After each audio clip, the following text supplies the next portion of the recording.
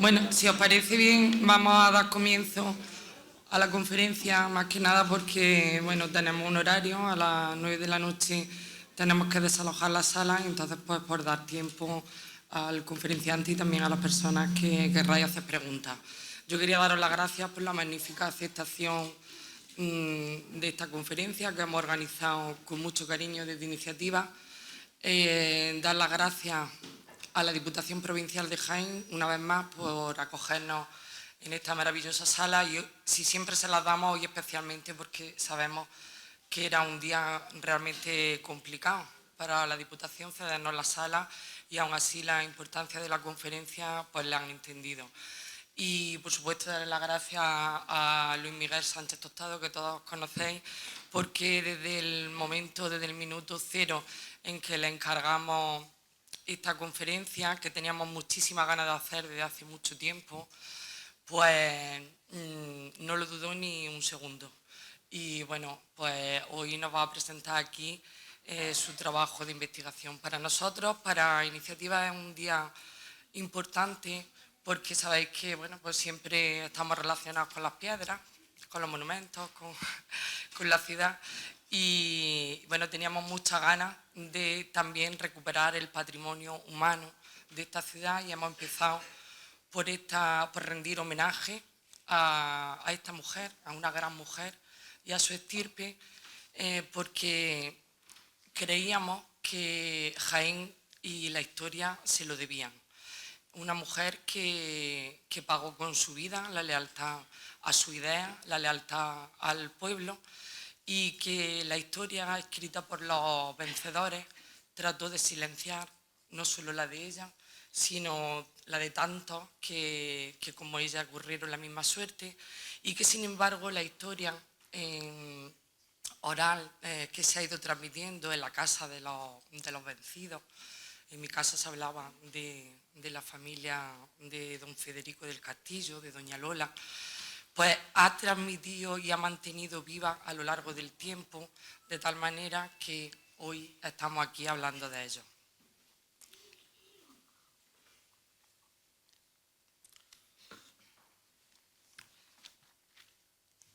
Cuando pensamos en hacer esta conferencia no teníamos la menor duda de quién era la persona idónea para hacerla. Teníamos clarísimo que tenía que ser Luis Miguel Sánchez Tostado, porque bueno, es uno de los autores que más ha escrito sobre la provincia de Jaén y además sobre esta época.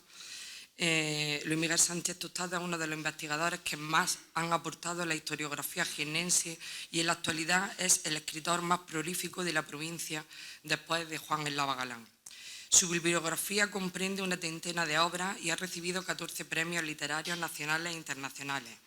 No extraña, pues, que numerosos colectivos culturales y relevantes personalidades del mundo de la cultura lo hayan propuesto recientemente como cronista oficial de la provincia de Jaén. Luis Miguel nació en el castizo barrio de La Magdalena, estudió en los colegios de San Agustín y los Hermanos Maristas de Jaén y bachiller en el Instituto Virgen del Carmen. Se licenció en Criminología por la Universidad Complutense de Madrid y obtuvo matrícula de honor en su tesis fin de carrera. Muy joven aprobó las oposiciones a instituciones penitenciarias y en 1985 fue destinado en Algeciras. A los 26 años escribió su primer libro, Tráfico y consumo de drogas en el campo de Gibraltar, un estudio criminológico publicado por la Universidad de Cádiz, cuya repercusión nacional llegó hasta el Congreso de los Diputados, donde se realizaron interpelaciones parlamentarias sobre las conclusiones de su obra respecto a la magnitud del contrabando en la zona. Ello propició la toma de medidas policiales en la comarca, lo que provocó que Luis Miguel fuera amenazado de muerte por los cárteles de la droga. Fue nombrado miembro del Instituto de Estudios Campo Gibraltareño.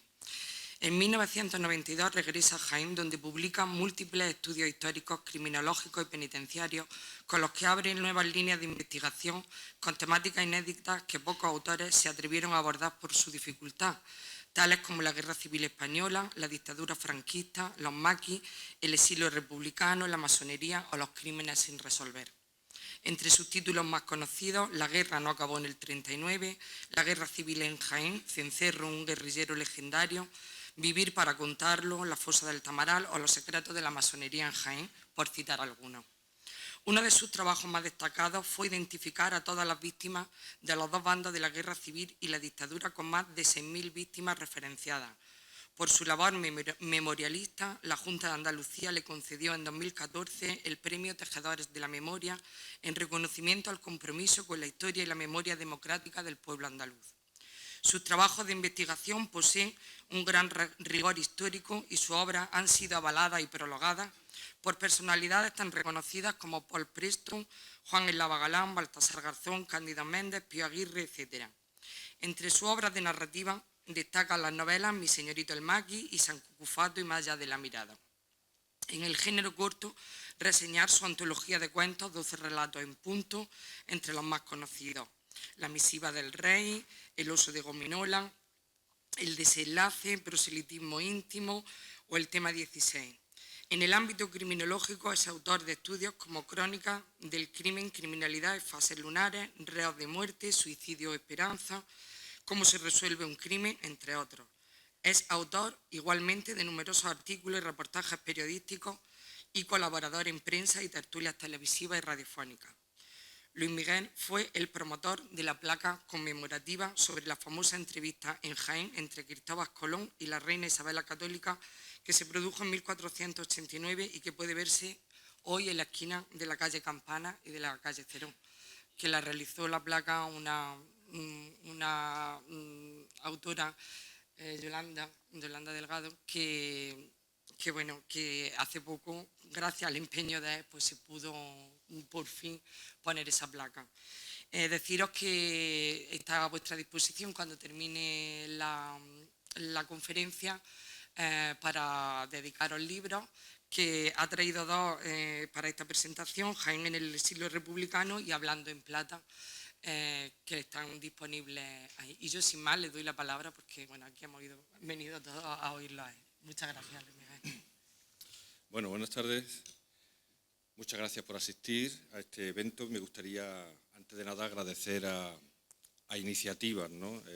La organización de este evento y sobre todo a Marina, ¿no? que es una persona a la que admiro desde hace mucho tiempo y su empeño, ¿no? Porque con esa perseverancia que le caracteriza siempre, ¿no? que me propuso, le hacía mucha ilusión rescatar la figura de esta mujer y de la familia Castillo, y yo consideré que teníamos una asignatura pendiente también con la historia, ¿no? Bien, esta mujer que veis en la foto se convirtió en un modelo a seguir, en una referencia ideológica, en un referente humanitario, en una líder carismática durante la Guerra Civil. Y esa mujer que destacó en un mundo de hombres, la fusilaron. Me estoy refiriendo a Dolores García Negrete Ruiz Zarco, que perteneció a una familia como pocas, realmente singular, con una trayectoria que de verdad merecería la pena hacer una película sobre su vida y sobre la familia Castillo, porque es verdaderamente alucinante, ¿no? Una familia burguesa, adinerada y culta y de izquierda, por tanto atípica dentro del modelo social de su tiempo, ¿no? Una familia comprometida con los pobres y con la defensa del régimen republicano, ya digo, muy poco habitual. Lo que provocó que sufrieran los rigores del fascismo y lo perdieran absolutamente todo. Pero vamos a conocer un poco más sobre esta mujer. La familia de Doña Lola, como así se le conocía, procedía de Castillo de Locubín, todos sus ascendientes. Se crió en el seno de una familia de clase media, moderadamente acomodada, liberal, sobre todo liberal, que vivió intensamente las luchas que en el siglo XIX se libraban entre los liberales y los conservadores, ¿no? Me refiero en el pueblo, en Castillo de Locubín. De hecho, el bisabuelo de Dolores, Francisco Santiago Parera, fue asesinado en el pueblo por los rivales políticos. Fijaos en qué ambiente se va criando la familia, ¿no? Eso ocurrió en las elecciones de 1839. El padre de Dolores, Carlos García Negrete Parera, también fue alcalde en varias ocasiones de Castillo de Locubín durante el sexenio revolucionario, en la época entre 1868 y 1874. El padre se estableció en Alcalá la Real, después de ser alcalde, se estableció en Alcalá la Real, se casó con Dolores Ruiz Zarco, se casó en Alcalá Real y allí nació Dolores Ruiz Zarco el 8 de abril de 1886. Por tanto, Dolores mamó de pequeña, desde niña, una influencia política muy importante, familiar, una trayectoria liberal bastante intensa, ¿no? Incluso yo me atrevería a decir que Dolores influyó mucho en la trayectoria política que ahora comentaré de su marido, Federico Castillo Estremera, ¿no? A pesar de que esta familia tuvo un final trágico, comenzó con una hermosa historia de amor. Según dejó escrito por cartas, que yo la he leído, de José Luis en el exilio de Londres, era uno de los hijos, José Luis, decía que un día su padre, el padre de Federico, lo llevó a conocer a Alcalá la Real a sus tías y a sus primas Marta y Lola, que eran niñas, ¿eh? Y Federico quedó prendado de esa niña, porque Federico era 11 años mayor que Lola, y Federico procedía en Castillo de Locubín de una familia muy humilde, y dice, según documenta su hijo, que Federico se prometió a sí mismo hacer méritos para ganarse el amor de Lola, porque ellos no tenían nada y entonces le impresionaba mucho entrar en esa casa señorial de los padres de Lola, ¿no? Y así en 1905, con 18 años de edad que tenía Dolores, se casó con Federico, que era su primo. Y hablamos de un apuesto médico, ya digo, 11 años mayor que ella, y la boda fue muy sonada en Alcalá la Real y en Castillo de Locubín. En fin, estuvo marcada por la etiqueta y, en fin, por el buen gusto, ¿no? Pero veamos, vamos a detenernos porque merece la pena en la figura de Federico Castillo y por qué se convirtió en uno de los personajes más relevantes de aquel tiempo. Y cuando digo Federico Castillo me estoy refiriendo en este momento siempre al padre, porque el hijo también se llamaba Federico Castillo. Pues bien, Federico Castillo Estremera nació en Castillo de Locubín en 1875 y era hermano del torero José Castillo Castillito. Se licenció en Medicina en 1900 y trabajó en Madrid en los hospitales de San Juan de Dios y La Princesa y regresó a Jaén tras un breve ejercicio como médico de Fuerte del Rey. Se estableció en la capital, se casó con Dolores y sacó su tesis doctoral en Madrid en 1910. Al año siguiente, en 1911, obtiene la plaza de médico forense en la Audiencia Provincial de Jaén y ya se quedan a vivir definitivamente en Jaén. Federico era un hombre muy culto, muy conocido, tuvo bastantes cargos públicos muy importantes. En 1904 era miembro de la prestigiosa Real Sociedad Económica de Amigos del País, que era una institución que en el último tercio del siglo XIX y primeros años del siglo XX confluían en ella lo más granado de la cultura de Jaén. De hecho, estaba dirigida por muchos masones y librepensadores. En 1914, Federico era presidente de la Asociación de la Prensa, que era un colectivo también con mucha influencia social. En 1929 era presidente de la Cámara de Comercio y presidente del Círculo Mercantil. En 1930 hace una intensa campaña de defensa para la instauración de la República y el final de la monarquía, y criticó muy duramente la monarquía. De hecho, hizo una campaña por todos los pueblos de la provincia. Una de ellas muy sonada fue en el Teatro Carlos III de la Carolina, donde coincidió con algunos representantes políticos de la provincia de izquierda, de diferentes partidos de izquierda, y terminaron todos detenidos y en la cárcel porque acusados de calumniar a su majestad Alfonso XIII. En las elecciones de 1931 fue elegido diputado a Cortes a Cortes Constituyentes Y aquí lo vemos ocupando el segundo lugar de la candidatura después de Niceto Alcalá Zamora, que como sabéis fue el primer presidente de la Segunda República Española. En 1933, es decir, 2 años después, pasa, iba a decir que el partido por el que se presenta es Derecha Liberal Republicana. Así empezó, en la derecha republicana moderada, empezó Federico Castillo. Pero 2 años después, por eso yo hablo de la influencia de Dolores, 2 años después pasa a militar en Acción Republicana y 1 año después funda en Jaén el partido Izquierda Republicana, y es secretario provincial en Jaén.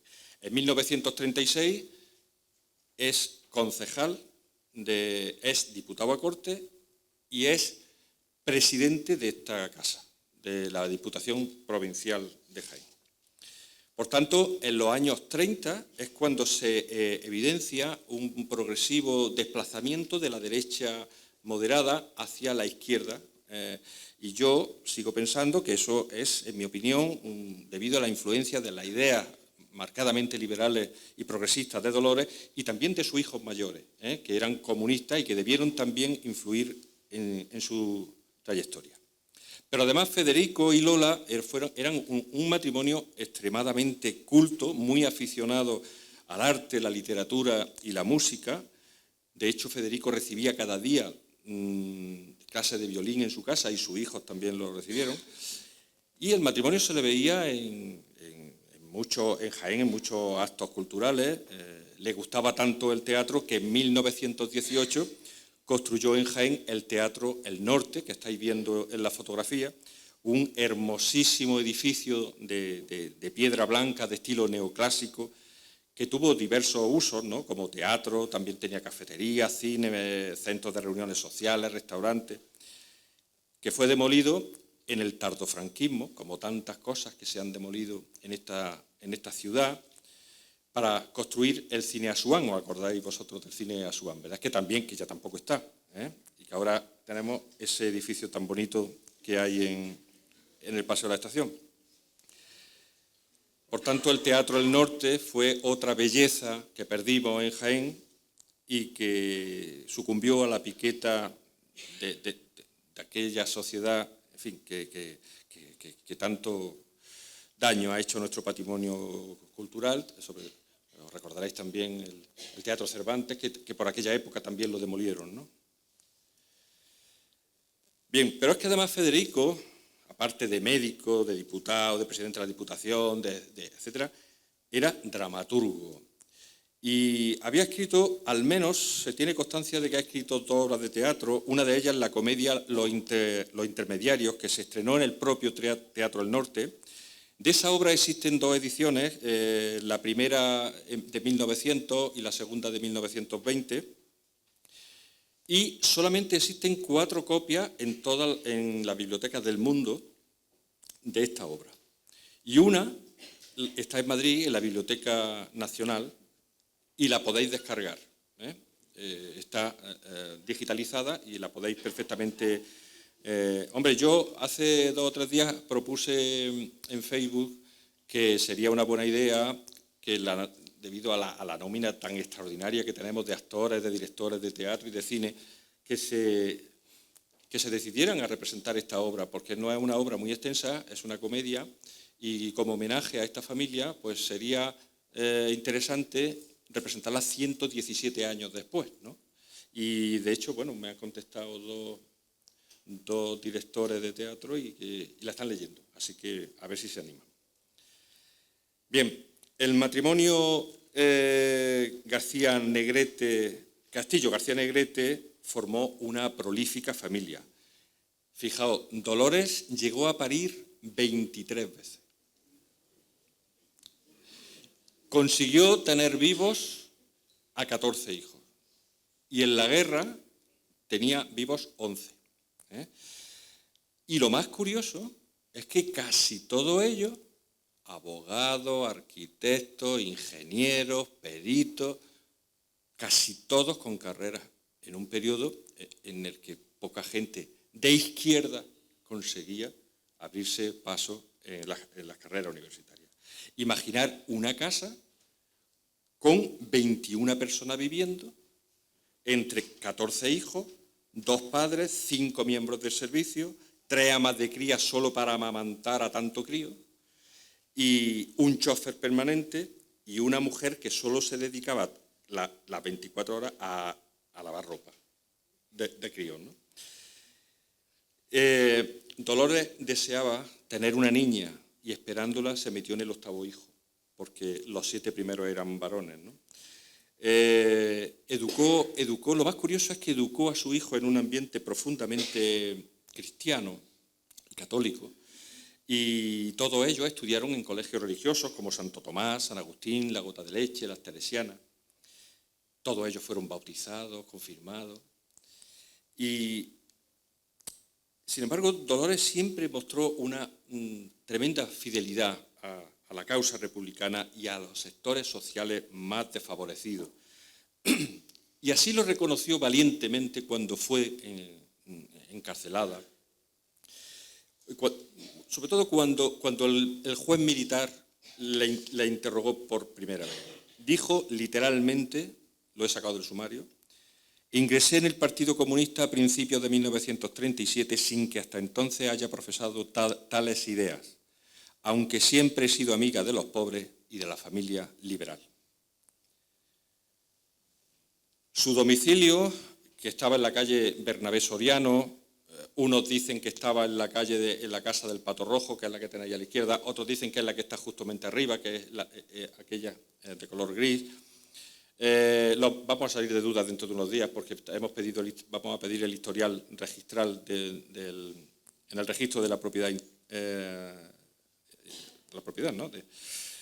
Y en su casa pues tenía la consulta don Federico, además de una sala de rayos X, y era frecuente encontrar a pobres y menesterosos que carecían de recursos para pagar la asistencia médica.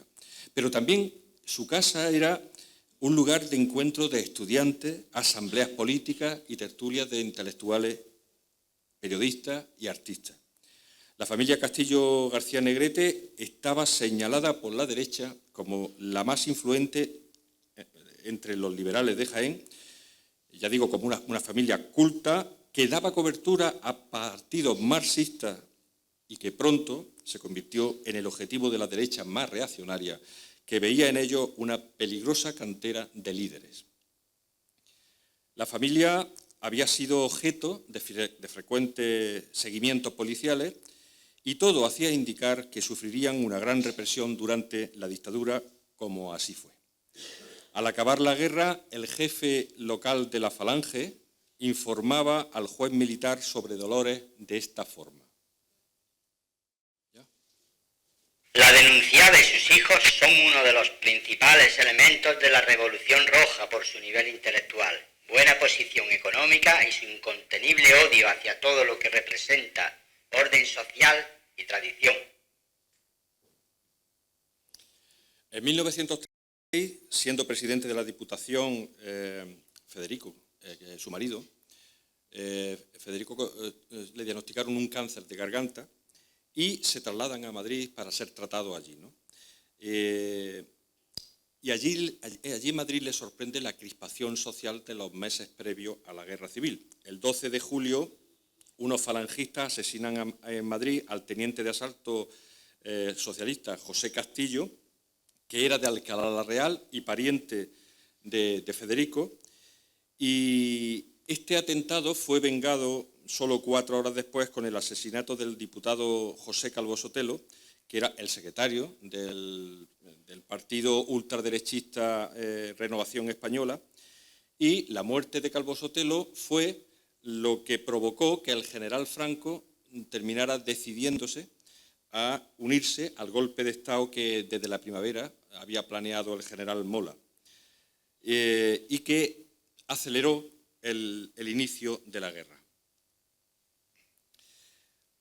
Al acabar la guerra, a pesar de la gran reputación de la familia Castillo, la derecha buscó argumentos peregrinos para fusilar a Dolores y se inventó la absurda acusación que uno de los hijos de Dolores, pero no dice cuáles, leo textual, se tiene noticias de haber intervenido en la muerte del señor don José Calvo Sotelo, pues el teniente de asalto Castillo, que murió días antes, era de la familia. O sea, a través de este rumor delirante, se acusaba a la familia Castillo de haber asesinado a Calvo Sotelo y, por consiguiente, de ser los instigadores del inicio de la guerra. O sea, casi nada. Cuando ya se sabe perfectamente quiénes fueron los que mataron a Calvo Sotelo, ¿no? Y nada tenían que ver con la familia Castillo. De hecho, el Federico estaba muy grave en el hospital con un cáncer y se murió a las pocas semanas, porque falleció el 13 de septiembre de 1936, ¿no? Y casi mejor que se hubiera muerto ese hombre, porque ver a su familia lo que sufrió después, ¿no? Pues con la muerte de su esposo Federico, que como digo fue en septiembre del 36, de varios hijos pequeños que se le murieron también en los años previos a la guerra, y con la violencia, con las noticias de las masacres que venían de los levantamientos del general Queipo de Llano, sobre todo en la zona sur, en Andalucía, la cantidad de muertos que estaban provocando el levantamiento golpista, Dolores se sumió en un profundo desaliento y, pese a haber sido educada en un ambiente católico, ya viuda, decidió continuar la labor de su esposo en la lucha por la libertad, y surge ahora una nueva Dolores tremendamente activa. Se afilia al Partido Comunista y es nombrada diputada, bueno, se decía antes consejera provincial, pero es diputada, como ahora, diputada provincial.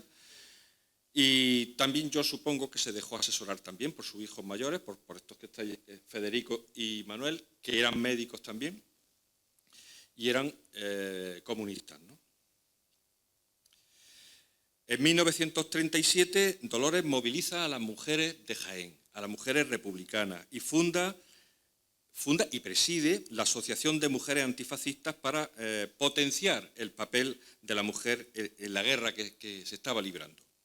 Surge, como digo, una nueva Dolores, muy distinta a aquella madre de familia discreta y católica, y esto pues no fue muy bien visto por algunos sacerdotes que le acusaron de que se le había ido la olla. Al acabar la guerra, por ejemplo, los sacerdotes Francisco Serrano Pardo y Blas Moreno Covaleda, que además era el confesor de Dolores, declararon, leo literal, la inculpada había sido una persona buena y religiosa, se portaba bien con su hijo educándolos cristianamente, pero desde la muerte de su esposo cree que ha perdido la razón por la actuación política, aunque sigue con sus buenos sentimientos. Pero Dolores no perdió la razón ni la cabeza, ni su reputación intachable. Lo único que le pasó a Dolores es que tomó conciencia de ver a sus propios miembros de su Iglesia católica apoyando a los golpistas. Dolores, como digo, fue elegida consejera de la Diputación Provincial y constituyó una célula comunista en el barrio de San Ildefonso, y a su casa acudían con frecuencia dirigentes comunistas de la provincia, como Cristóbal Valenzuela Ortega, que era el secretario provincial, José Aroca, en fin, multitud de políticos, de periodistas. Y en Jaén realizó Dolores una intensísima labor humanitaria, como la campaña de invierno para el Socorro Rojo Internacional, con la recogida de ropa y alimentos para los soldados republicanos en los frentes de batalla para las familias pobres. Bueno, os recuerdo que en Jaén teníamos tres frentes de batalla: Alcalá la Real, Porcuna y Lopera, ¿no?, que fueron tomados por el ejército insurgente. Incluso el falangista Miguel Osuna, secretario de Orden Público, de triste recuerdo en Jaén en la posguerra por sus implacables informes que llevaron al paredón a muchos republicanos, reconoció por escrito que Dolores también se acordaba de los presos de derecha que pasaban frío, y puso en su informe: la referida Dolores durante el periodo rojo repartía ropas a los más necesitados e incluso a los detenidos de carácter derechista en la prisión provincial. Esto nos da una idea de la personalidad y de la humanidad de Dolores y por qué era tan respetada y tan querida en Jaén. A través de los micrófonos de Radio Jaén, que entonces se llamaba Estación EAJ 61, arengaba a los ciudadanos promoviendo la solidaridad con llamamiento a las mujeres para que se acordaran de los soldados que pasaban frío en los frentes. Unos días antes de Navidad, concretamente el 21 de diciembre de 1937, la voz de Dolores sonaba por la radio. Estación de radio EAJ 61 emitiendo para Jaén. A continuación, la señora consejera y presidenta del Comité de Mujeres Antifascistas, doña Dolores García Negrete y Ruiz Arco, dirigirá unas palabras a los radioescuchas. Camaradas de la retaguardia, ¡salud! En nombre de la Comisión Provincial designada por el Socorro Rojo Internacional para intensificar la campaña de invierno, voy a permitirme dedicaros una breve alocución. Ha llegado la estación de las nieves, los hielos y las escarchas, de los ciertos y los relentes que congelan la vida, y el combatiente tiene frío, el combatiente necesita contrarrestar las inclemencias del invierno. Desde luego, es imprescindible que se sepa, para ensalzarlo, para glorificarlo, que la elevada moral de nuestros combatientes está dispuesta a soportar los más terribles rigores sin decaer un momento. Saben por lo que luchan, tienen plena conciencia de su responsabilidad y absoluta confianza en la retaguardia. Siente el calor de la solidaridad con la que la retaguardia cuida de procurarle, entre otros elementos indispensables, los de abrigo para contrarrestar las crueldades invernales. Y esa confianza, que no debemos defraudar, lleva aliento confortador a su espíritu, calor a sus ateridas carnes e indomables bríos para pelear hasta vencer a los traidores que dieron paso a la invasión devastadora, humillante, tiránica. Esta alocución era más larga, pero la hemos recortado y en ella pues pedía, además de prendas de abrigo, donativos, alimentos y la donación de un jornal a los obreros para las tropas republicanas, ¿no? El llamamiento dio su fruto porque en pocos días se repartieron en los frentes próximos de Jaén 50.000 cajetillas de tabaco, 200.000 piezas de dulces, 6.000 litros de aguardiente y ropas de abrigo. La Nochevieja, o sea, unos días después, emitió otro mensaje radiofónico de felicitación a los soldados que pasaban el Año Nuevo en la soledad de las trincheras. Lo oímos. Están escuchando Estación de Radio EAJ 61 emitiendo para Jaén. A continuación, doña Dolores García Negrete y Ruiz Arco, viuda del excelentísimo señor don Federico Castillo Estremera, felicitará a nuestros combatientes por Nochevieja. Es para mí un elevado honor y a la vez motivo de íntima satisfacción dirigiros un entrañable saludo en esta noche de grande añoranza y halagadoras promesas. Pero más que la presidenta de la Comisión Provincial de la campaña de invierno, os habla con toda el alma una madre que tiene en el frente a 7 hijos dispuestos a dar la vida por la redención de España, única y eterna. Recoged en esas fervientes palabras mías todo el cariño de vuestras madres, de vuestros seres más queridos, y que ellos sirvan de estímulo para alcanzar en plazo breve el triunfo definitivo sobre el fascismo internacional, azote de la civilización. ¡Salud, camaradas! Y felicidades del Año Nuevo. Por orden gubernativa, el Frente Popular de Jaén incautaba bienes a las familias de derecha y el Sindicato de Mujeres de la UGT, al cual también pertenecía Dolores, organizaba subastas y rifas para repartir esos bienes, esos muebles, esas ropas de abrigo, entre las familias más pobres. El periodista Antonio Morales, que tenéis en la imagen, que firmaba sus artículos con el seudónimo Argos, tras visitar los locales del Socorro Rojo Internacional, escribía este artículo en el periódico socialista Democracia, donde destacaba los valores la labor de Dolores. Hay allí, en aquel rincón, un regalo especialmente emotivo. Es un abanico de filigrana. Su parte artística no me interesa profundamente. Lo que me llegó al alma fue su dedicatoria. De una madre de 11 comunistas, 7 de ellos en el frente. En efecto, la señora de Castillo Estremera no pudo enviar otro regalo a la URSS. Hasta el abanico sobraba. Solo con la tarjeta enviaba una pócima formidable. Madre de 11 hijos marxistas, madre de 7 combatientes. Como esta madre hay muchas en España.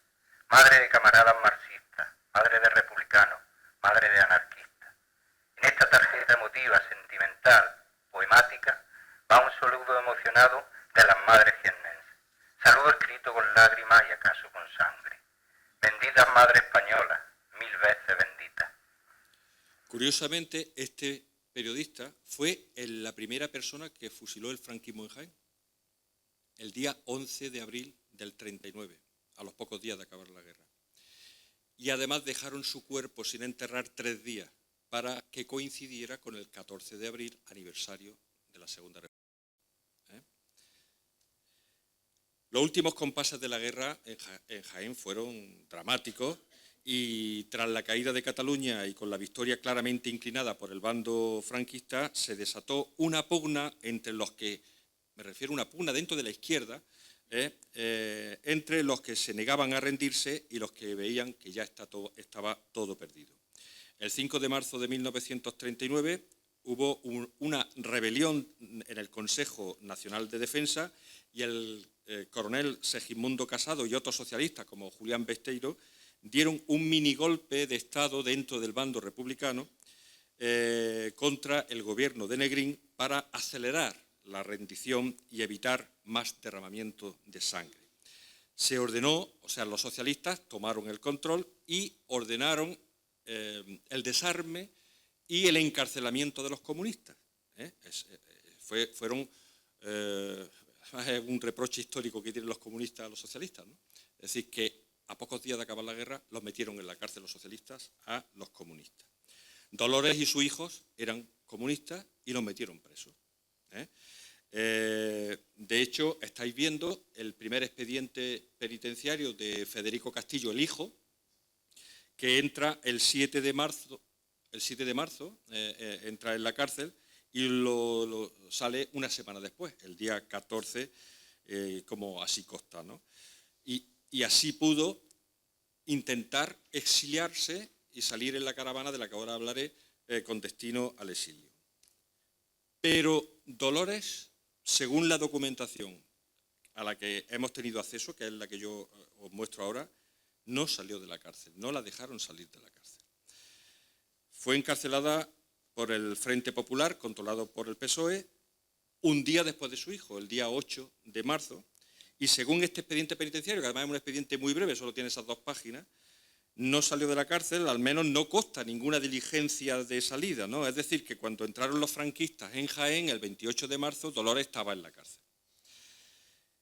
Y no tuvieron nada más que decretar su prisión y que siguiera en la cárcel y luego continuar su consejo de guerra para fusilarla. Ahí tenéis descritas las diligencias. El día 8 de marzo la encarcelan el Frente Popular, el 13 de abril los franquistas decretan su prisión, el 26 de agosto asiste a consejo de guerra en el que la condenan a muerte, el 10 de noviembre la trasladan al convento de Santa Clara, que se habilitó como prisión, y el 1 de marzo es entregada a la fuerza pública para ser ejecutada. Es decir, que en 11 meses se la liquidaron, hicieron todos los trámites.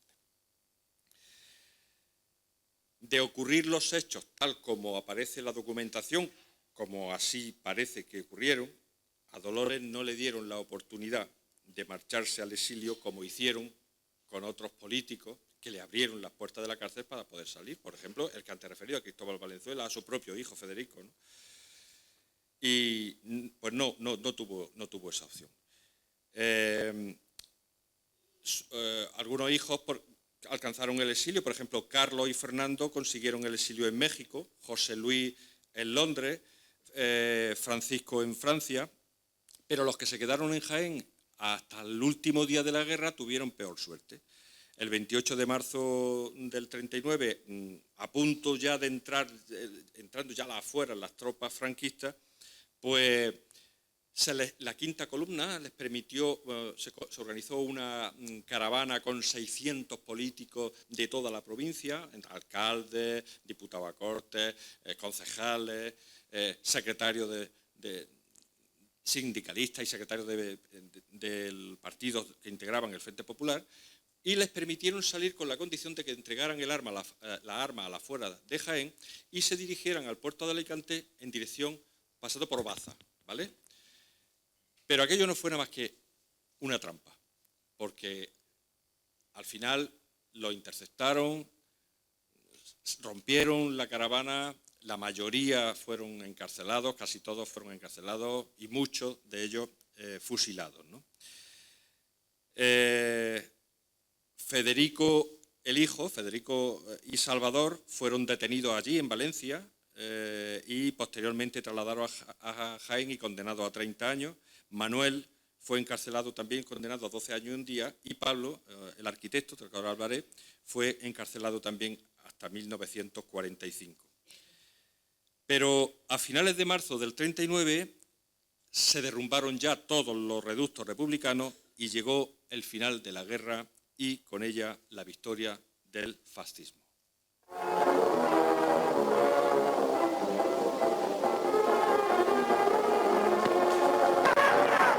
He aquí el último acontecimiento militar de la guerra. El gran desfile militar de la victoria en Madrid por el Ejército del Centro ante su excelencia el jefe del Estado y generalísimo de los ejércitos nacionales. El caudillo, acompañado del general Saliquet, atraviesa Madrid entre las aclamaciones de una multitud que desde la madrugada invadía las calles de la capital. Las tropas franquistas entraron en Jaén, como digo, el día 28 de marzo y enseguida le quitaron todas las propiedades a la familia Castillo y en su casa de Bernabé Soriano se instalaron una familia de militares franquistas y sus 3 hijas menores, que eran ya las que les quedaban, porque la mayoría de los hijos o se marcharon al exilio o estaban en la cárcel, pues vivieron de la caridad hasta que fueron acogidas por una familia muy humilde que eran de trabajadores que habían tenido a ellos en la casa de limpiadoras y eso, ¿no? Llegó el final de la guerra, sí, pero no el final del sufrimiento. Empezaba una inclemente posguerra y una cruel dictadura que se prolongó durante 40 años. El régimen no consintió que Dolores escapara de la represión contra aquella familia tan republicana y la condenó a muerte únicamente por su filiación comunista y sus cargos políticos. Dolores poseía un gran carisma, era inteligente, resolutiva, culta y había hecho causa común con la izquierda, suficiente para liquidarla. El franquismo consideraba a los miembros del Frente Popular culpables de todos los crímenes que se hubieran cometido en la provincia, aunque no existieran pruebas de su participación, y a todos se le acusó del mismo delito, rebelión militar. En la sentencia de muerte de Dolores no se describen hechos concretos, sino generalidades. Es decir, leo literal. Era una de las principales cabezas de la Revolución Roja y responsable, por consiguiente, de cuantos crímenes y desmanes se cometieron en esta capital y en su provincia. Es decir, le culpaban de todo lo que había ocurrido en la provincia. La sentencia contiene párrafos muy curiosos, como reprochar a los dirigentes republicanos haberse resistido a los golpistas y no haber permitido que triunfara en los primeros días. Por lo visto esperaban que se les abrieran las puertas, ¿no? Vaya a oír parte de la sentencia. Las actividades desplegadas por la procesada son, aparte de una adhesión eficaz, clara y evidente, a la rebelión marxista que tanta sangre ha costado a España, actos que han contribuido a favorecerla de manera tan positiva que sin la colaboración de las organizaciones que la procesada dirigía y sin la labor intensa, hipócrita y tenaz de esos destacados elementos, la subversión hubiera durado apenas unos días y se habrían ahorrado caudales de sangre heroica. Por tanto, fallamos, que debemos condenar y condenamos a la procesada Dolores García Negrete Ruiz Zarco a la pena de muerte como autora responsable de un delito de rebelión militar en la plaza de Jaén a 26 de agosto de 1939, año de la victoria.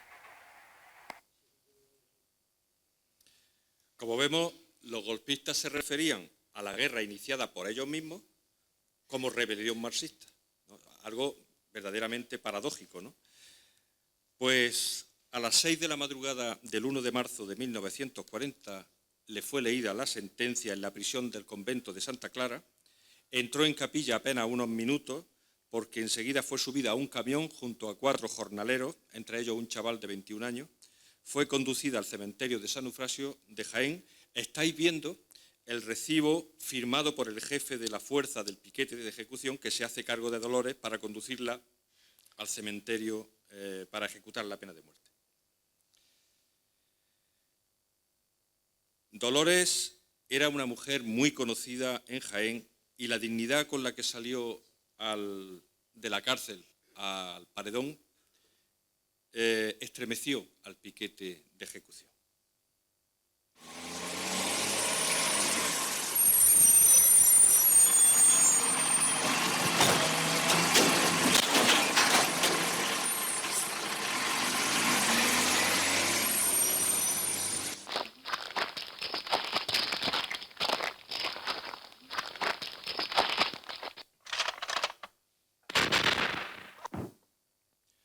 Dolores tenía 53 años y dejó 11 hijos.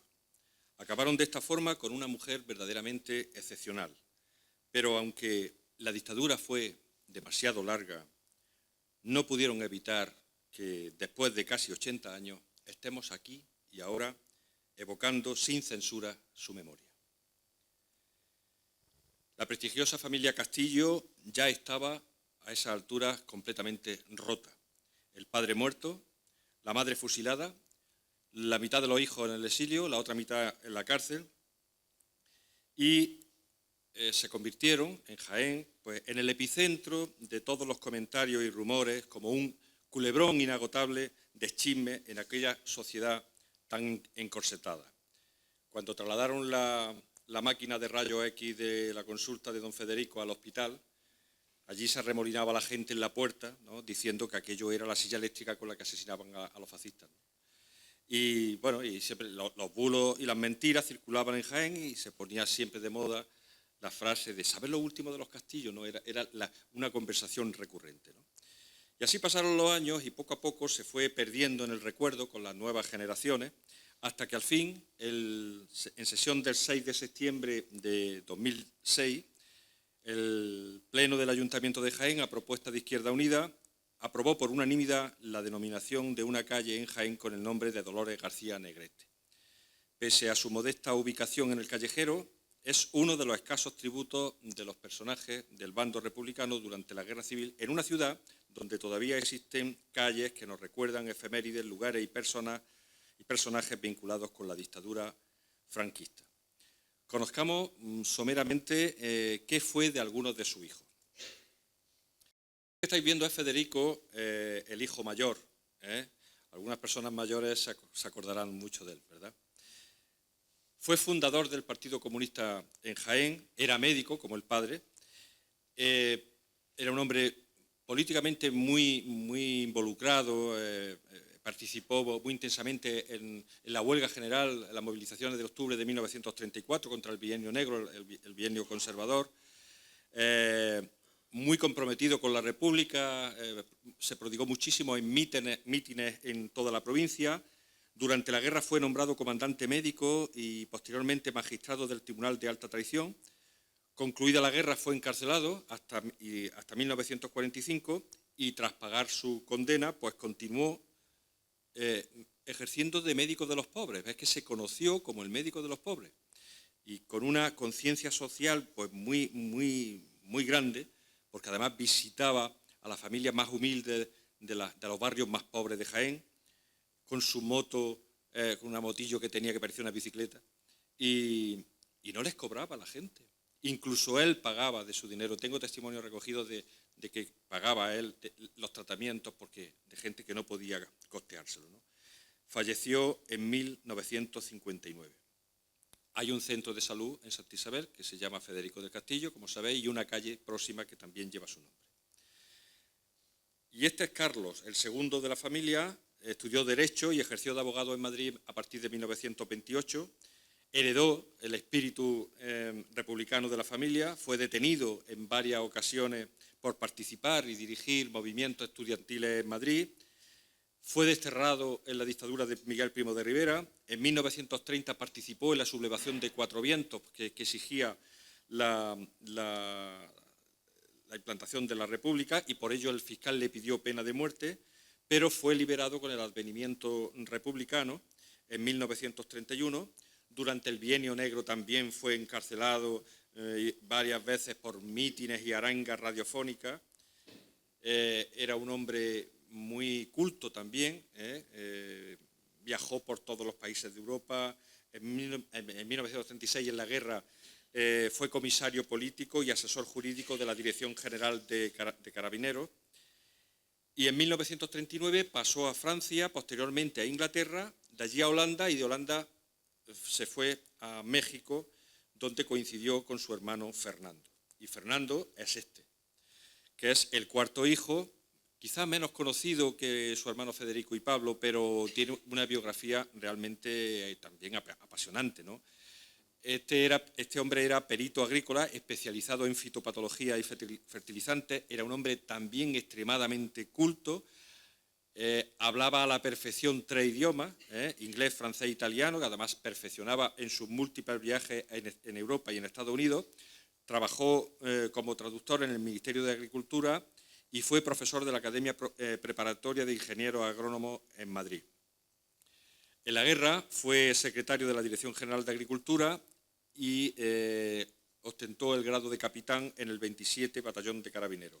Se exilió a Inglaterra y en agosto de 1939 consiguió embarcar a México y trabajar como ingeniero agrónomo en el estado de Morelos. Durante la guerra, Fernando en Madrid hizo mucha amistad con este hombre que era muy famoso en su tiempo, famoso actor, cantante y abogado estadounidense, Paul Robinson. Yo tengo Paul Preston. Paul Robinson. Una de las películas, hizo 12 o 13 películas, y una de las más conocidas fue el musical Showboat, donde se dio a conocer su tema más conocido, que era Old Man River. Old Man River, that old man river, he must know something, but don't say nothing. He just keeps rolling, he keeps on rolling along. Robinson fue un gran defensor de los derechos humanos y luchó incansablemente contra el racismo, en Estados Unidos sobre todo, el segregacionismo racial. Estuvo viviendo en Rusia, en Londres, y los servicios secretos norteamericanos lo persiguieron muchísimo. Le consideraba el FBI como un enemigo público por su viaje a Rusia, por su defensa del comunismo y sus ideas progresistas. Y Paul Robinson viajó a España en plena guerra en 1938 para estimular las tropas republicanas y luchar contra el fascismo, y ahí fue cuando entabló amistad con Fernando Castillo. Robinson se convirtió en un aliado de la familia Castillo y ayudó primero a los hermanos Fernando y Carlos y después a José Luis a buscarles alojamiento y arreglarles los papeles en Inglaterra. Como anécdota os diré que durante un interrogatorio, cuando era detenido en Estados Unidos, porque viajaba mucho a Estados Unidos, hacía películas continuamente, en uno de los interrogatorios en el Senado de Estados Unidos, cuando un senador le preguntó por qué no se quedaba a vivir en Rusia si tanto le gusta, contestó: porque mi padre fue un esclavo y mi gente murió para construir este país y yo me voy a quedar aquí en los Estados Unidos y voy a ser parte de este país como usted. Y ningún fascista me forzará a irme, ¿está claro? Apoyo la paz con la Unión Soviética, apoyo la paz con China y no apoyo la paz ni la amistad con el fascista Franco ni con los nazis alemanes. Yo apoyo la paz con gente decente. Y estamos viendo a José Luis, que era el sexto hijo. Como su hermano Fernando, realizó estudios de perito agrónomo, pero la guerra civil truncó al principio su carrera, se alistó voluntario para defender a la República, estuvo destacado como capitán en el frente de Teruel y tras la caída de Barcelona pasó a Francia y después a Londres, donde allí concluyó sus estudios y además fue profesor de la Universidad de Cambridge y más tarde se dedicó a la enseñanza de español y fue traductor de las Naciones Unidas en Bruselas, ¿no? Su hermano Fernando, como ya he dicho, que unos meses antes de ir José Luis a Londres había estado allí, había dejado los contactos de Paul Robinson y le buscó alojamiento y los ubicó con una familia inglesa que era Ronald y Mabel, un matrimonio, Ronald y Mabel Cook, ¿no?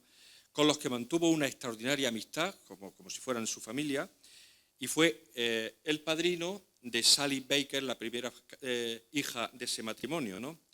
Y digo, bueno, ¿y por qué nos dice esto? Bueno, pues digo esto porque en 2003 Sally Baker, esta mujer, recibió una llamada, vive en Australia, recibió una llamada de su madre, de Londres, diciéndole que le iba a confesar un secreto de muchos años, que no era hija de Ronald, sino de José Luis Castillo. Y entonces, a partir de ese momento, esta mujer vino a España, vino a Jaén en 2011, contactó conmigo y yo la estuve acompañando a todos los lugares de su familia, en el Castillo Locubín, en Alcalá Real, en Jaén, en el cementerio San Eufrasio, enseñándole documentación porque se interesaba por su familia y bueno, pues es un caso, una anécdota que os quería comentar.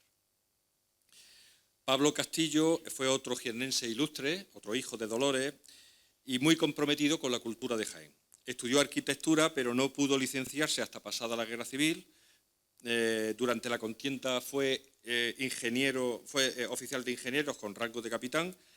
Al concluir la guerra fue encarcelado hasta 1945 y ya al fin, en 1947, pudo graduarse de arquitecto y trabajó en Madrid, Jaén, Málaga, Valencia y Almería. Y en 1965 consiguió el doctorado. Volcado con la cultura de Jaén, fue nombrado consejero del Instituto de Estudios Jiennenses y desarrolló una intensa actividad cultural, especialmente en el fomento de la música clásica, de la que era un gran aficionado. Fue fundador del Premio Jaén de Piano, que como sabéis sigue convocándose, esta Diputación Provincial lo sigue convocando cada año, y también fundó la Asociación Filarmónica de Almería. Hay también una calle en Jaén con su nombre. Y en este panteón que veis, del cementerio nuevo, bueno, decimos nuevo, pero ya tiene su año, ¿no? En ese panteón hay 13 miembros de la familia Castillo, incluso los restos de José Luis que fueron traídos de Inglaterra, y en él también yace el matrimonio Federico Castillo Estremera, Dolores, está ahí también, y también Federico, que lo exhumaron hace ya años del cementerio de San Eufrasio y lo llevaron a ese panteón. Han transcurrido casi 80 años y hoy las palabras que pronunció Dolores García Negrete al ser encarcelada se hacen más significativas. De la cárcel saldré a hombros o al patíbulo. Desgraciadamente para ella llegó el patíbulo porque tuvo la mala suerte de pertenecer al bando perdedor. De haber caído en el vencedor, su lucha como mujer en un mundo de hombres, su entrega a los demás y morir por un ideal, le hubieran convertido en una heroína o en una mártir. La familia Castillo y su estirpe de luchadores ha sido un ejemplo de sacrificio, de amor por la cultura y la conciencia social. Durante la primera mitad del 20 y sobre todo durante la Segunda República fue la familia más influyente de Jaén y supuso un soplo de aire fresco en aquella sociedad casposa y encorsetada en el tradicionalismo católico. Es imposible en el poco tiempo que nos da esta conferencia, documentaros tantos miembros de tanta familia y tantos avatares, ¿no? En estos momentos estoy escribiendo un libro sobre esta familia, en el que daré, obviamente, muchos más detalles.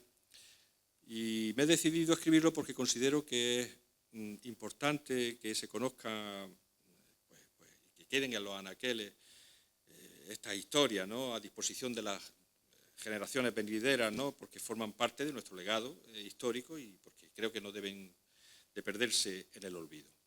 Bien, no voy a extenderme más porque quiero dejar tiempo para abrir un turno de preguntas. Preguntéis lo que deseéis. Solo un minuto para comentaros que, como ha dicho Marina, se ha puesto a la venta un punto de venta de estos dos libros que tenéis.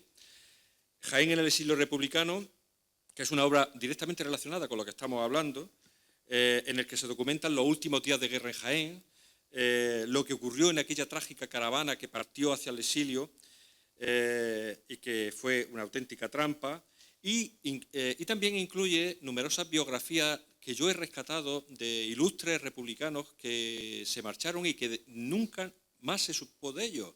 Estoy hablando de gente muy relevante, de médicos, de abogados, de ingenieros, de literatos, y que yo he podido traerme de países pues, como de Rusia, de Inglaterra, de Francia, de Venezuela, de Inglaterra, de Argentina, y es muy interesante porque además incluye biografías de varios miembros de la familia Castillo, de varios hijos de Dolores, de Fernando, de Carlos, de Federico, de José Luis.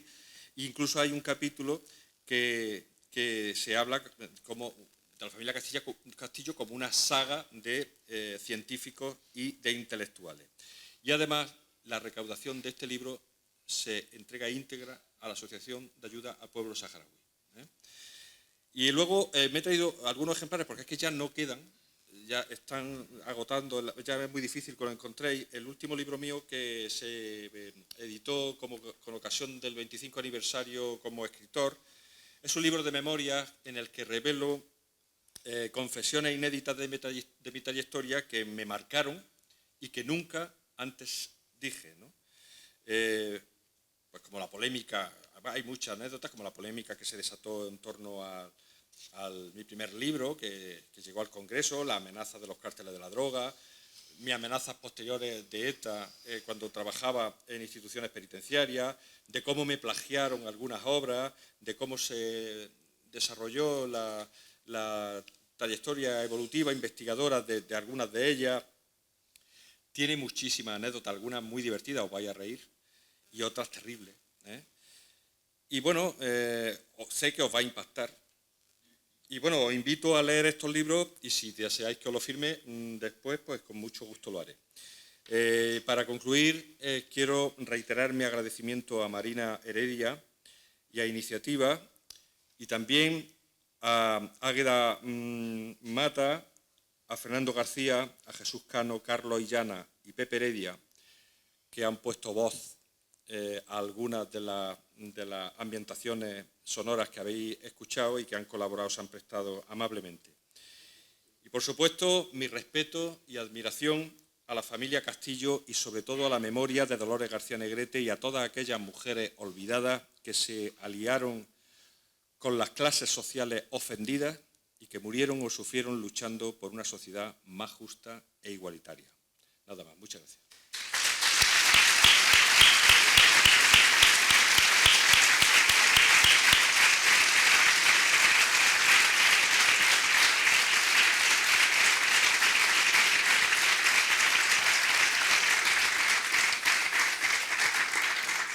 Muchas gracias, concluida, muchísimas gracias. Y a continuación, si alguien quiere que le firme, está a vuestra disposición.